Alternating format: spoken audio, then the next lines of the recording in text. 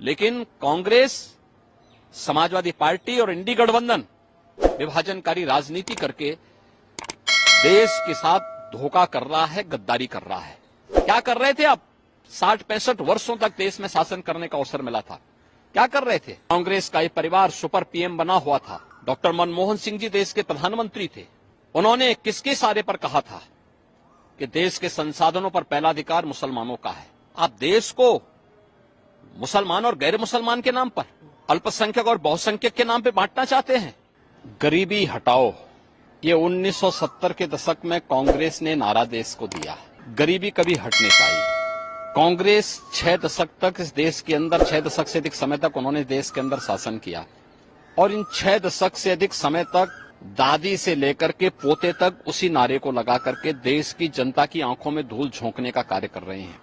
सही मायने में अगर देखा जाए तो गरीबी हटाने और गरीब कल्याणकारी योजनाओं को ईमानदारी से, प्रत्येक तबके को चेहरा देख करके नहीं, ईमानदारी के साथ बिना भेदभाव के हर व्यक्ति तक शासन की योजनाओं को, गरीब कल्याणकारी योजनाओं को, जनधन अकाउंट से हो, फ्री राशन की सुविधा हो, 5 लाख रुपए की स्वास्थ्य बीमा का कवर हो, हर घर में शौचालय बनाने का हो, हर घर में नल देने का हो, या फिर 4 करोड़ परिवारों को मकान देने का हो। अगर आप देखेंगे एक लंबी श्रृंखला है ये। 80 करोड़ लोग 4 वर्ष से लगातार फ्री में राशन की सुविधा का लाभ प्राप्त कर रहे हैं। 50 करोड़ घरों को, 50 करोड़ लोगों को, गरीब परिवारों को जनधन अकाउंट खोले गए। यानी आजादी के 70 वर्षों तक देश के अंदर सबसे अधिक समय तक कांग्रेस और उसके सहयोगी दलों ने शासन किया। लेकिन ताजुब 50 करोड़ परिवार ऐसे थे जिनके पास अपने अकाउंट नहीं थे। 4 करोड़ से अधिक परिवार ऐसे थे जिनके पास अपना आवास नहीं था। 60 करोड़ परिवार ऐसे थे जिनके पास उपचार के लिए संसाधन नहीं थे, दवा के लिए पैसा नहीं था। 2.5 करोड़ परिवार ऐसे थे जिनके घर में बिजली नहीं जल पाई थी आजादी के बाद भी। 10 करोड़ से अधिक परिवार ऐसे थे जिनके पास रसोई का गैस के कनेक्शन नहीं थे। इतने लोग अगर कांग्रेस के कुशासन के कारण देश के अंदर वंचित थे तो इसका दोषी कोई और नहीं, कांग्रेस और उसके साथ के सहयोगी हैं, उसके पार्टनर हैं, जिन्होंने देश की जनता जनार्दन को बदहाल रखा, नारा देते रहे। और इनके समय में जब कांग्रेस का ये परिवार सुपर पीएम बना हुआ था, डॉक्टर मनमोहन सिंह जी देश के प्रधानमंत्री थे। उन्होंने किसके इशारे पर कहा था कि देश के संसाधनों पर पहला अधिकार मुसलमानों का है। आप देश को मुसलमान और गैर मुसलमान के नाम पर, अल्पसंख्यक और बहुसंख्यक के नाम पे बांटना चाहते हैं। यह देश 1947 में एक विभाजन की त्रासदी को देखा है और इस देश को आभार व्यक्त करना चाहिए प्रधानमंत्री मोदी जी का, जिनके कारण पिछले 10 वर्ष में 25 करोड़ लोग गरीबी रेखा से उभरे हैं, खुशहाल जीवन जी रहे हैं। 80 करोड़ लोगों को फ्री में राशन की सुविधा का लाभ प्राप्त हो रहा है। 60 करोड़ लोगों को आयुष्मान भारत में 5 लाख रुपए की स्वास्थ्य बीमा का कवर मिल रहा है। 50 करोड़ लोगों के जनधन अकाउंट खुल करके दलाली और कमीशनखोरी बंद। 12 करोड़ किसानों को किसान सम्मान निधि का लाभ। 10 करोड़ गरीबों के घर में उज्ज्वला योजना के रसोई गैस के सिलेंडर कनेक्शन पहुंच गए। 4 करोड़ गरीबों के मकान बन गए और अगले 5 वर्ष के लिए 3 करोड़ नए लोगों को मकान देने का आश्वासन भी भारतीय जनता पार्टी ने अपने संकल्प पत्र में किया है। 2.5 करोड़ परिवारों ने, जिन्होंने कभी बिजली नहीं देखी थी, उनके घरों में बिजली पहुंच गई। हर घर नल की योजना साकार हो रही है। 12 करोड़ गरीबों के शौचालय बन गए। वास्तव में बिना भेदभाव के सबका साथ, सबका विकास, सबका विश्वास और सबका प्रयास।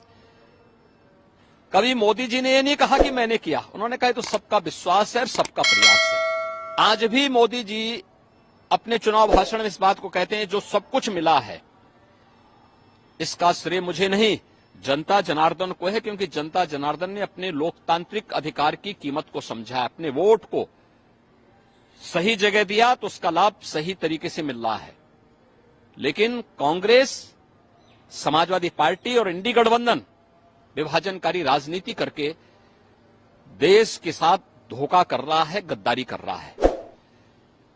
इनको जब भी अवसर मिला इन्होंने राष्ट्रीय हितों की अपूरणीय क्षति की है और गरीब कल्याणकारी योजनाओं में डकैती डालने का काम किया है। कौन नहीं जानता, समाजवादी पार्टी की सरकार के समय उत्तर प्रदेश के अंदर खाद्यान्न घोटाले हुए थे। दर्जन भर जिलों में आज भी सीबीआई इंक्वायरी चल रही है। इनसे जुड़े हुए लोग गरीबों का राशन हड़प कर जाते थे। जब 2017 में मुझे प्रदेश में मुख्यमंत्री के रूप में दायित्व मिला था, इस दौरान मैंने स्वयं जब इस बात की जांच कराई थी, 30 लाख फेक राशन कार्ड पाए गए थे और ये फेक राशन कार्ड के नाम पे राशन निकलता था। राशन की सुविधा गरीब को नहीं मिलती थी, समाजवादी पार्टी के पदाधिकारी को मिलती थी या उनके द्वारा प्रश्रय प्राप्त माफिया, ये सभी राशन हड़प जाते थे। आज मैं कह सकता हूं कि प्रधानमंत्री मोदी जी के कारण ई पॉस मशीन 80,000 से अधिक राशन कोटे की दुकान में लग गई, डोर स्टेप डिलीवरी हो रही, वन स्टेप डिलीवरी के माध्यम से एफसीआई गोदाम से सीधे कोटेदार के दुकान में जीपीएस मैपिंग के माध्यम से खाद्यान्न पहुंच रहा है और वहां से गरीब को, सभी को ई वेइंग के माध्यम से एक एक उसकी मॉनिटरिंग होती है। सही मायने में कहा जाए तो आजादी के बाद ये जो रिफॉर्म किया है, पहली बार देश के अंदर पॉलिटिक्स ऑफ परफॉर्मेंस ये मोदी जी के कारण आया है और इसका सर्वाधिक लाभ गरीब को मिला है, किसान को मिला है, महिलाओं को मिला है, युवाओं को मिला है। इसलिए इंडी गठबंधन के किसी बहकावे में जनता जनार्दन को नहीं आना चाहिए और किसी को नहीं आना चाहिए। ये लोग परिवार के नाम पर भारत की राजनीति को अपने बपोती मान करके चले थे। जाति विभाजन के नाम पर सामाजिक वैमनस्यता इन्होंने पैदा करने का प्रयास किया, समाज में सामाजिक न्याय को तार तार करने का प्रयास किया। सामाजिक वैमनस्यता ये लोग पैदा करते हैं, आपस में लड़ाते हैं, वर्ग संघर्ष की स्थिति पैदा करते हैं। ये देश कांग्रेस और उसके सहयोगी इंडी गठबंधन, चाहे वह समाजवादी पार्टी हो या अन्य उनके सहयोगी दल हो, इनकी इस मंशा को कभी स्वीकार नहीं करेगा। लोकसभा के प्रवर्तमान अभियान के दौरान जो चुनाव की प्रचार की प्रक्रिया चल रही है, पहले चरण के चुनाव संपन्न हुए हैं और मेरा अनुमान है कि अगले 6 चरणों में जो परिणाम आने वाले हैं, यह भी प्रधानमंत्री मोदी जी के नाम से, उनके काम से जनता जनार्दन का आशीर्वाद भारतीय जनता पार्टी को प्राप्त होगा।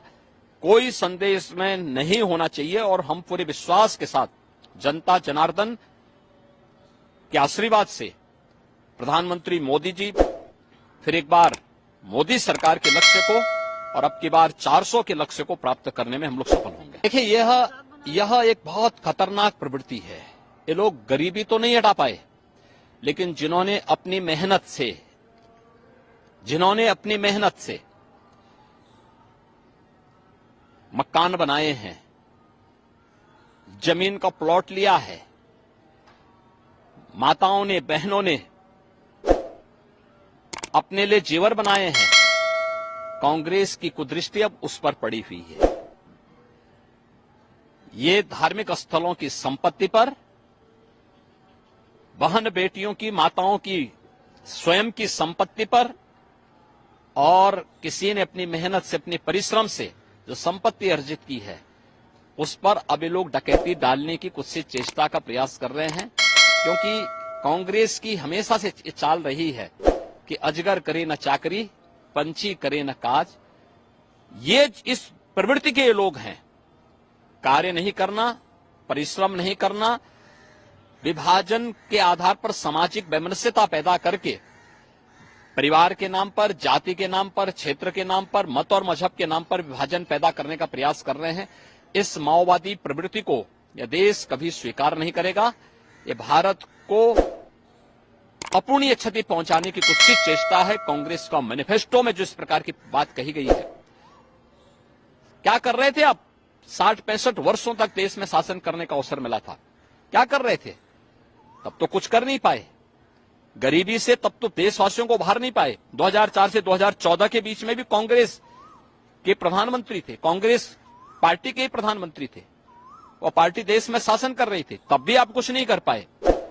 और आज जब कार्य हो रहा है, आप देश की जनता को गुमराह कर रहे हैं। देश की जनता लोकतंत्र में जनार्दन का स्वरूप है, वह कांग्रेस की इस विभाजनकारी मानसिकता को समझती है और उन्हें देश के नागरिकों की इस संपत्ति पर डकैती डालने की छूट नहीं देगी।